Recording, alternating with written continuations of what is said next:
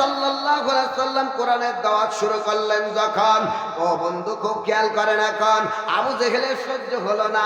52 জন নেতা কল করলো দারুন নাদুয়ার বইটাকে সিদ্ধান্ত নিচ্ছে, ও আমার সংসদ সদস্য মন্ত্রী এমপিরা তোমরা শোনো, আমার ভাতিজা আব্দুল্লাহর বেটা মোহাম্মদ যে ধর্মের দাওয়াত শুরু করেছে, আমাদের মন বলছে আজ হোক কাল হোক এই চেয়ার মনে হয় কেড়ে নেবে, সুতরাং তার বিরোধিতা করার দরকার। কিভাবে বিরোধিতা করা যায়? প্রথম সিদ্ধান্ত হলো আজ থেকে আর আমরা কেউ কোরআন শুনবো না।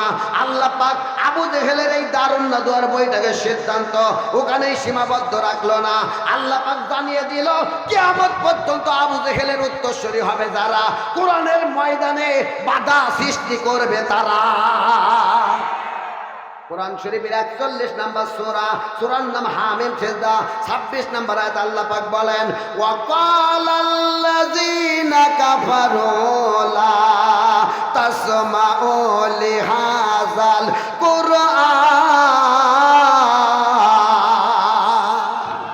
আল্লাহ পাক বলেন ওয়াকালাল্লাযীনা কাফারু লা তাসমাউ লিহাযাল কুরআন, কাফের যারা বলে তারা তোমরা কোরআন শুনতে যেও না।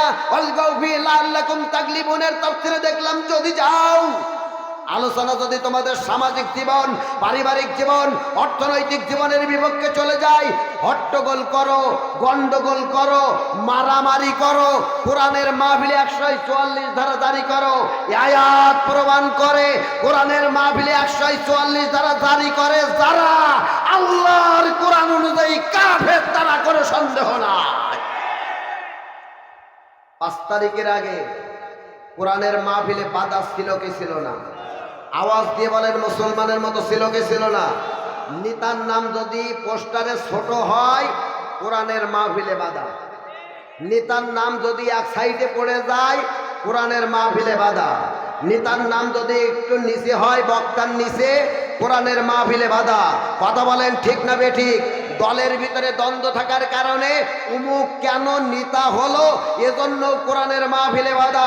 তৌহিদে মুসলমান ভুল বলবেন না, স্পষ্ট বক্তব্য 93% মুসলমানের দেশে নতুন করে যদি কেউ কোরআনের বিরুদ্ধে অবস্থান করতে চায়, কোরআনের মাহফিলে বাধা দিতে চায়, প্রয়োজন যদি হয় রংপুরের আবু সাইদ যেভাবে 2টি হাত বাড়িয়ে দিয়ে বুলেটকে বরণ করে নিয়েছিল, মুগ্ধা যেমন পানি বন্টন করতে করতে মাথায় গুলি খেয়েছিল, ইয়ামিন যেমন গুলি খেয়েছিল, অসংখ্য ছাত্র জনতা যেমন গুলি খেয়েছে, প্রয়োজন যদি হয় সুদালো সুবালো স্বচ্ছ চাবলার মাটি আবার রক্তে ভিজে যাবে, এরপরে কোরআন ছাড়বো না কারা কারা 2 হাত তুলে রাখাই তারা শুনবো।